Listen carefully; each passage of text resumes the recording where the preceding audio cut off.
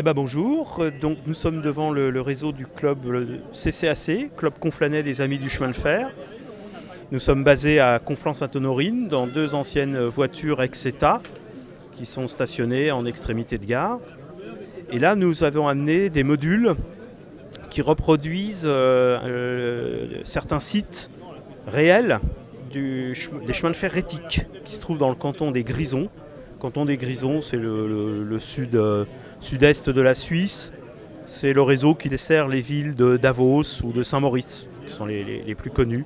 Et donc ici, nous sommes sur une voie en 12 mm, alors que nous sommes bien à l'échelle HO. On appelle ça le HOM.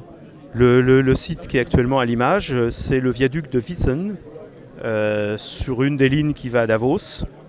C'est un ouvrage d'art tout à fait remarquable en réalité. On l'a un petit peu réduit pour que ça soit quand même transportable, mais on est bien dans la physionomie générale de l'ouvrage réel. Et la gare à côté est typiquement aussi la gare associée au viaduc dans la réalité, la gare de Wiesen, où les trains peuvent se croiser.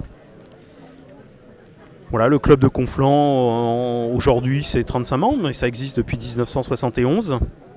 Et nous avons par ailleurs un grand réseau HO dans une des voitures ex-état. Et puis nous emmenons aussi dans des expositions un réseau à l'échelle zéro. Mais il est vrai qu'on nous réclame toujours beaucoup ce réseau des chemins de fer rétiques. Là, il n'y a que quelques modules qui sont présentés. On peut en réalité aller jusqu'à 20 mètres de linéaire avec tous les autres modules que nous avons en magasin, si je puis dire. Voilà, et qui reproduisent des sites tout autant réels, notamment un module qui reproduit le viaduc de Landwasser, viaduc très connu des chemins de fer éthiques. C'est un viaduc courbe qui rentre à flanc de montagne dans un tunnel derrière. C'est des modules qui existent depuis 40 ans, qu'on a essayé de maintenir à niveau, mais enfin ils ont tellement bougé qu'il y a des endroits où malheureusement on voit un peu la patine ou l'usure. On a été primé en Allemagne, en Suisse, on a emmené ça en Hollande, en Belgique. Enfin, on a énormément bougé avec ces modules. Et puis petit à petit, on modernise aussi le matériel roulant pour suivre l'actualité des chemins de fer réels. Le chemin de fer éthique, c'est un réseau extrêmement dynamique, très moderne, ce qui nous permet d'évoluer en suivant aussi leur modernisation.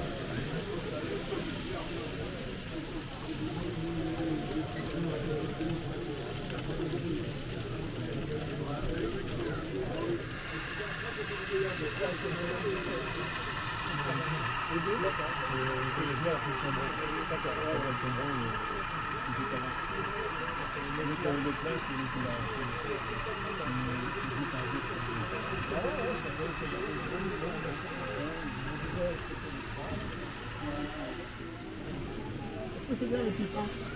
Ouais, hein. Je savais pas que tu allais venir voir les petits pains. Alors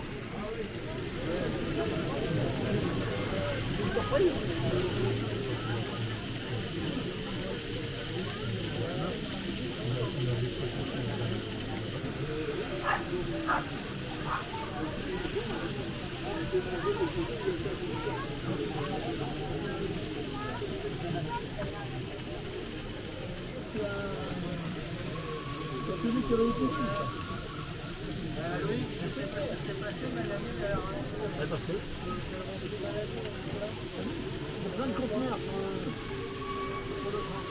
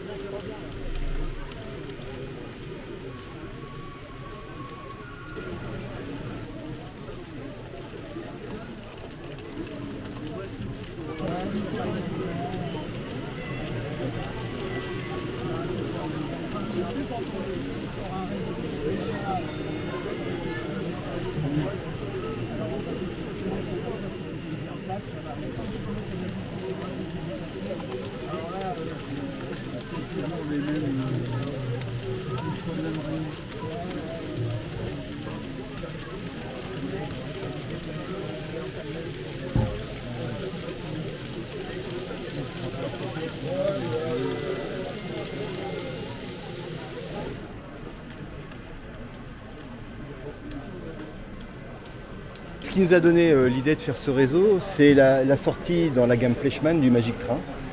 Donc le Magic Train, c'était au départ plutôt un jouet pour enfants.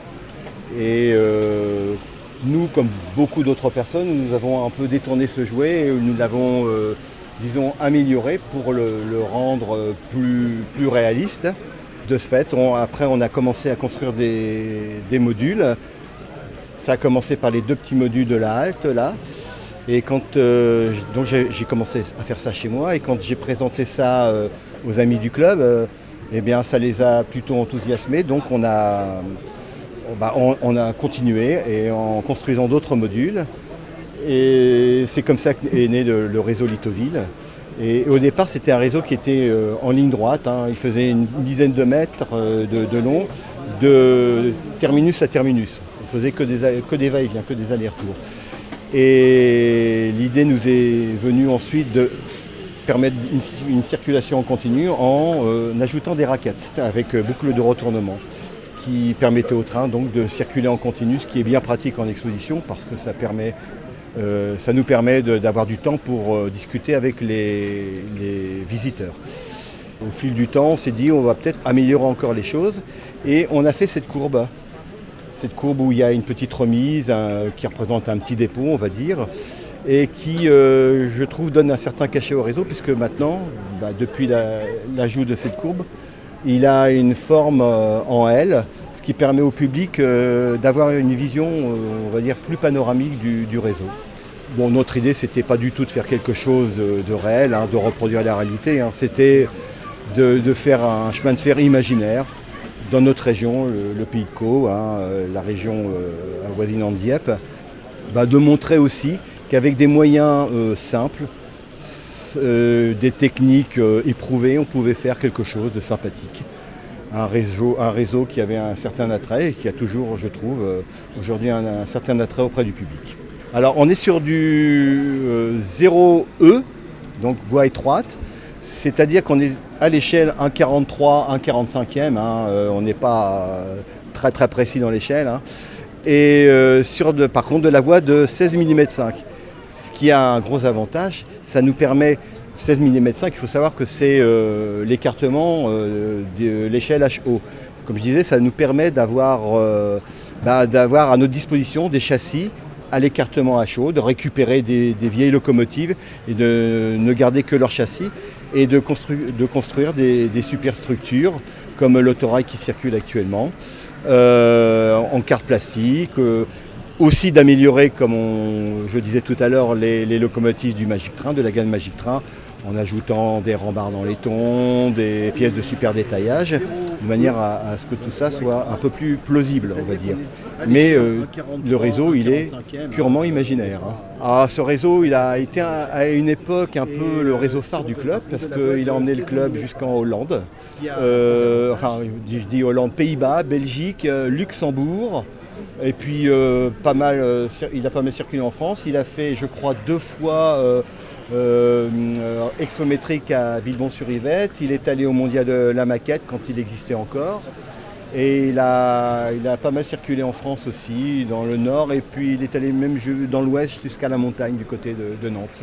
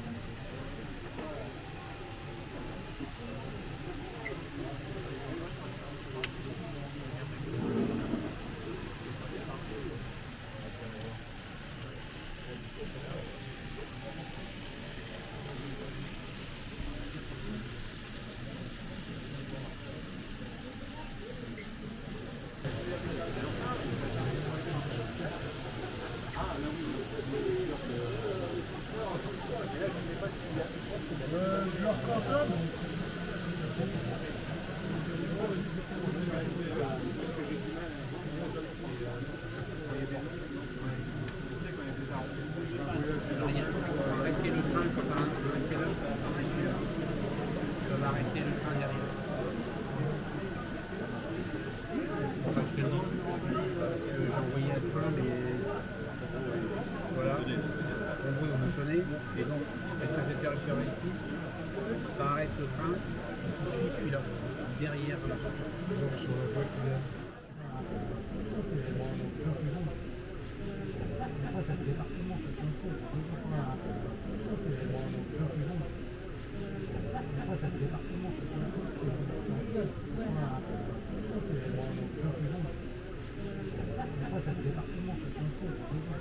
Vas-y, je suis avec la police, je savais pas qu'il disait ces trucs-là.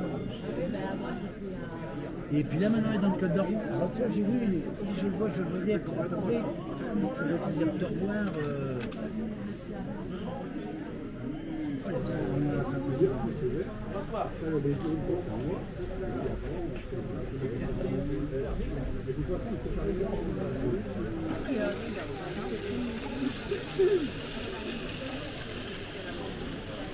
Ah bah oui, bien sûr, on a les maquettes, celle de la maquette.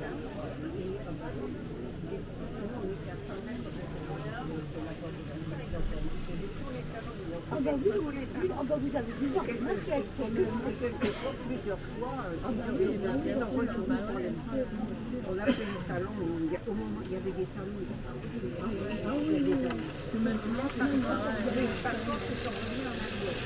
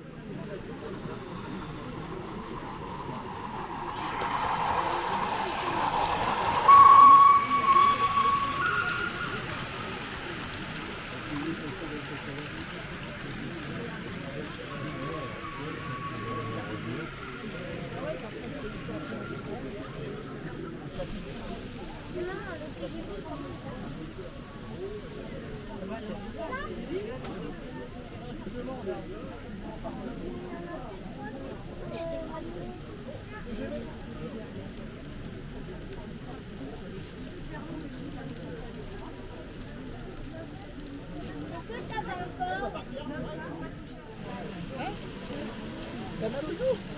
Oui, mais là, ça sent mal, là. Oui.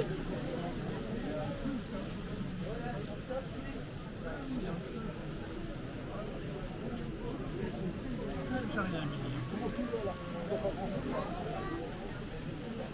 Tu vas passer à sa hauteur, il arrive plus, tu peux te tuer.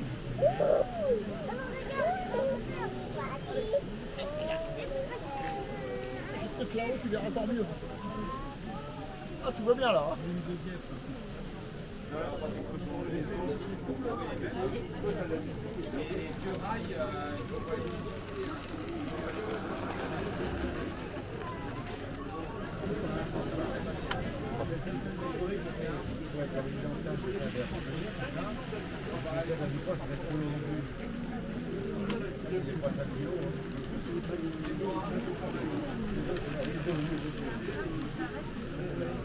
vais attendre qu'il sorte. Pascal, vous voulez nous présenter un petit peu ce que vous faites donc?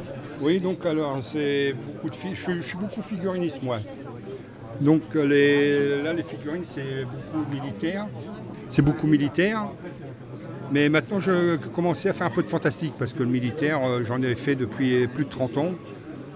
Donc, je fais aussi un petit peu de buste. Donc, c'est pas à l'huile et à l'acrylique.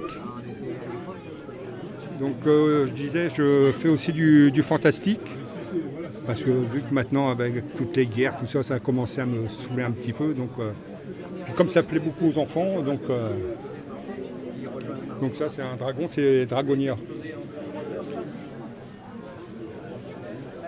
Donc ça, c'est Conan. J'ai fait une petite scène dans la jungle.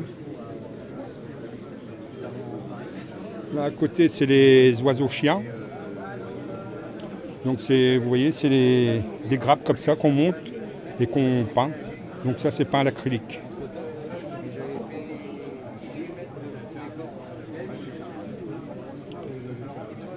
Là-bas, vous avez les Stamkas. C'est les guerriers de l'espace.